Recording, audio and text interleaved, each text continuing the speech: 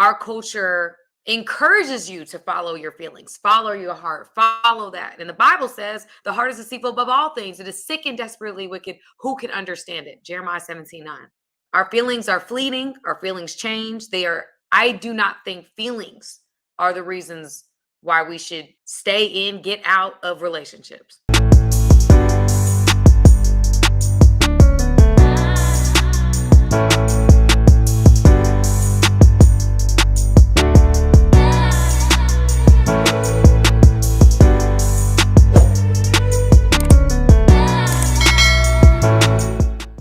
Hey y'all, welcome. Hey everybody, welcome to another reaction video. I love doing these, and I was just looking like, what can I react to? What can I react to? And I saw another 8 at the table episode that I really thought would be interesting to talk about. So I haven't watched the episode, admittedly, but it's called Never Chase a Woman You Lust After. Expert explains what the difference is. So I am going to go ahead and I'm going to react to this video. Okay. I'm really excited about it. I think it'll be very interesting to see what this expert has to say. So anyway, guys, without further ado, let's get into it. Wait, I'm rushing. Before we get there, if you have not yet already subscribed to my channel, please go ahead and hit the subscribe button. Y'all, I'm posting content almost daily. Okay, the only day I take off is Sundays, and that's for God. Otherwise, you get content daily. So please go ahead and subscribe if you like the content that I'm putting out and you want to see more of it. Okay, so anyway, let's get into it. And it happens fast. Let me put it this way. It used to happen fast. I don't fall in love anymore. Okay. Yeah. Do you really think it was love? Do you think it was more lust and infatuation than it was love, or you really think that this was love? The way that I know when it's lust or love is how I feel after I hear a lot of men that say that. I've heard that so many times. Lil Wayne says that also in a rap, that he gets to his senses after he gets to a certain place in his adventure. I don't know how to describe it. He gets to his senses. He gets to his senses. So I guess that's what he's referring to. That is very real. Post clarity. Yeah, post clarity. So that's how I distinguish between those situations. How I feel after I came, that I still want to be there, that I want to put up with when I got to know it, and stick it out and stuff like that. So yeah, it's a handful. Like I can count on one hand. Or how many times you've been in love? Yeah. And it happens fast. Like, what's fast to you? Shit. Well, the last one was a couple months, but before that, it'd be a week, 2 weeks. It could be a week, 2 weeks. Lover boy. A week? We love that. That was before I had emotional intelligence. Right. Is that normal, guys? Comment below if this is normal, like falling in love after a week. He might be confusing lust and love. He might not be clear about what that is. I don't know. Y'all tell me. That's very important.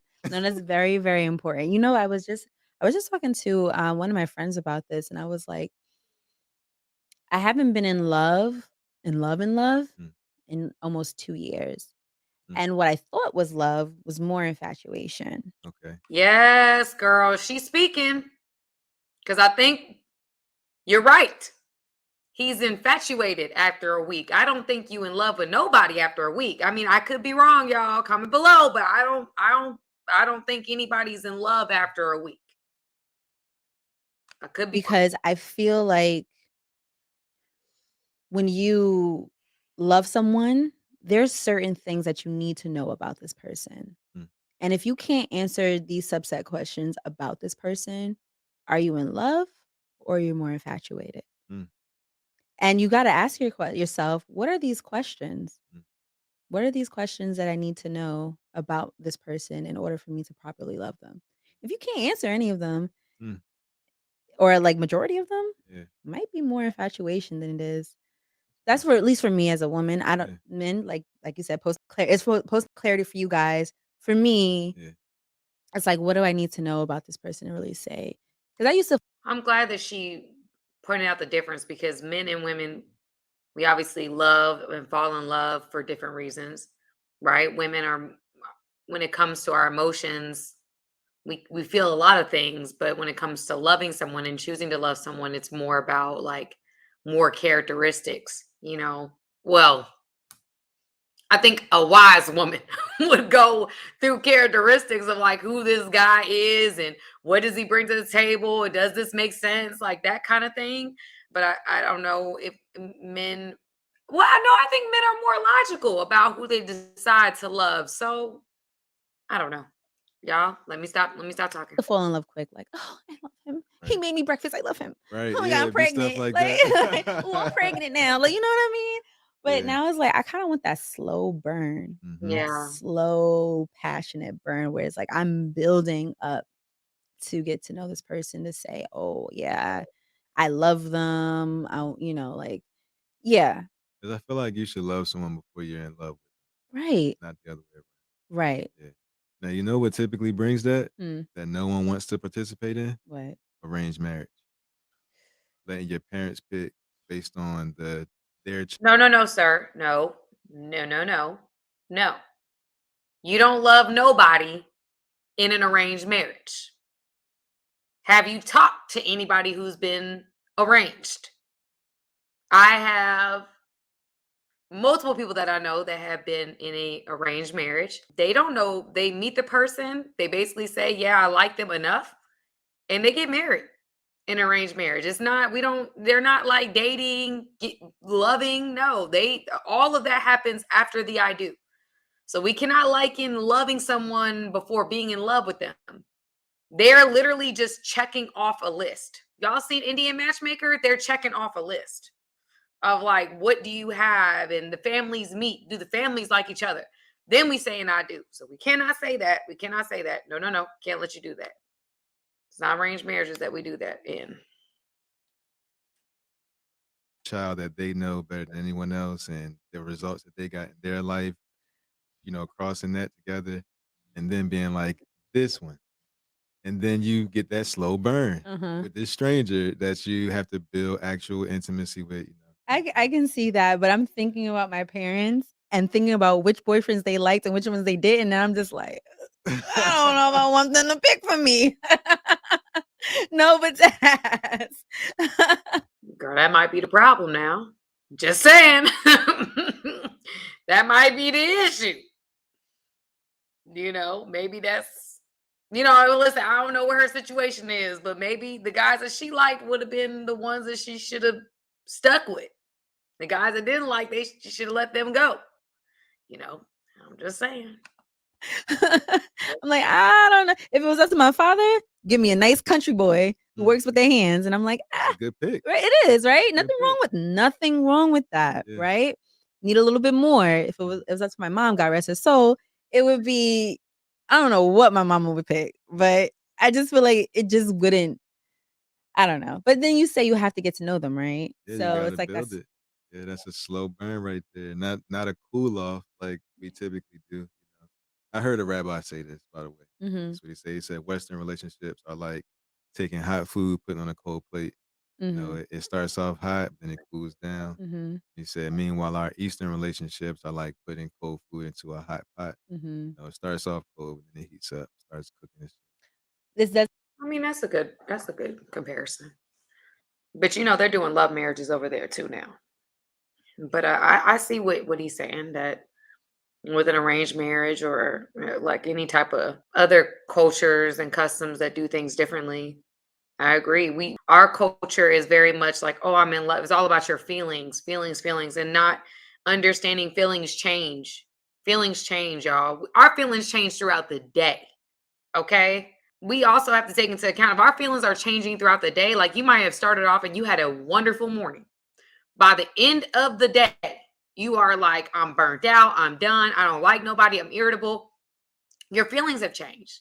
So basing emotions off of feelings that are just constantly changing is not wise. And our culture encourages you to follow your feelings, follow your heart, follow that. And the Bible says the heart is deceitful above all things. It is sick and desperately wicked. Who can understand it? Jeremiah 17:9. Our feelings are fleeting. Our feelings change. I do not think feelings are the reasons why we should stay in, get out of relationships. Pertain to people who actually just completely resent their Their husbands, fault. though. Well, Because, like, you can get an arranged marriage and not really with them for a long time. It's happened before. you Because could. when I was in high school, I had a friend who's Bengali, Okay. and they practice arranged marriages. And every person that, and she was open to it. Okay. Every person that was brought to the table, she was like, I resent this man. I can't stand him. And it's like, Hmm.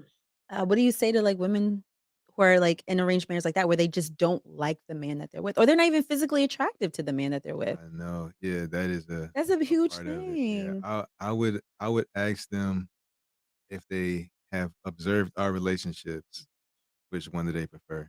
That's Mhm. what it be. It's like, because there's gonna be pros and cons with each one. Yeah. You know what I mean? Mhm. So it's like if in that relationship you might be resentful of the man, maybe you're not as attracted, maybe he's more faithful than American men or something like Mhm. that. And you have to weigh that to see which one you think is more important. Yeah. You know, because I know certain issues they experience because Yeah. of that Yeah. restriction. And Right. then there's certain things that we experience because we don't have restrictions, you Restrictions. know. So I mean, he's right. He's impressed. He's right. I think that I think it's harder for a man to overcome attraction. If you see any of the shows that we watch, I mean, even Love at First Sight, is the Married at First Sight is it's an arranged marriage show.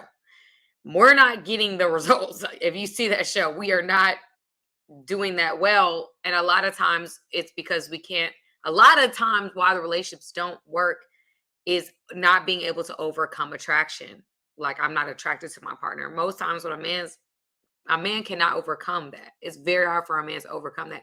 Even in other cultures, it's hard for men to overcome the lack of attraction to their partner. A woman can overcome that if she chooses to, like looking into other characteristics of the person and being like, you know what, this is a quality man. You know, he may not look like my ideal, but he's bringing other things to the table. You become attracted to those things. I don't think a man can do that. I don't think a man can overcome the lack of attraction to his partner. Let me know in the comments if you think I'm wrong or right. But I think with a man, that attraction thing, that's innate, and you can't overcome that. It's not that easy. I don't even know if I would say it's not that easy. I don't even know if I would say it's impossible. It's just harder to overcome. Yeah, I can agree that there's pros and cons to everything. I just personally don't.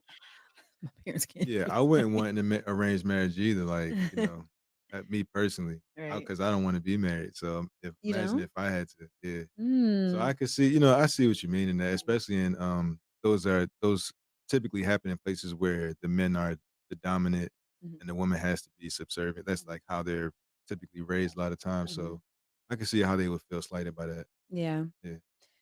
So you don't wanna be married. No. Why? Um, I don't. Because some people think it's like, "Oh, because I don't wanna be bound by the law, government's in our shit." That's And kind of then part of it.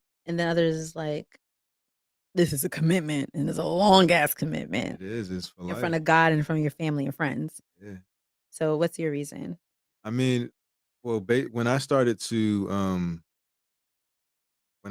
like do self inspection on myself and like really ask myself why I was doing what I was doing in the past and like Mm, what I really want and all that type of stuff, I started to ask myself the question about marriage, like why did I want to do it? mhm, And I didn't really have a good answer. mm, I didn't have an answer. I was doing it because that's what everybody else was doing. mhm, Wow. Now that's deep. I got to give him that because I think a lot of us do things or put pressures on ourselves because of what society says or thinks or whatever. And because of that, you may be chasing a career, you may be chasing a relationship, you may be chasing an ideal that wasn't even yours. You didn't even create that. You didn't even create that dream for yourself. And then you're putting all this pressure on yourself for a dream that was put on you versus the dream you had for yourself. When it's your dream to be married, that's when you should be married.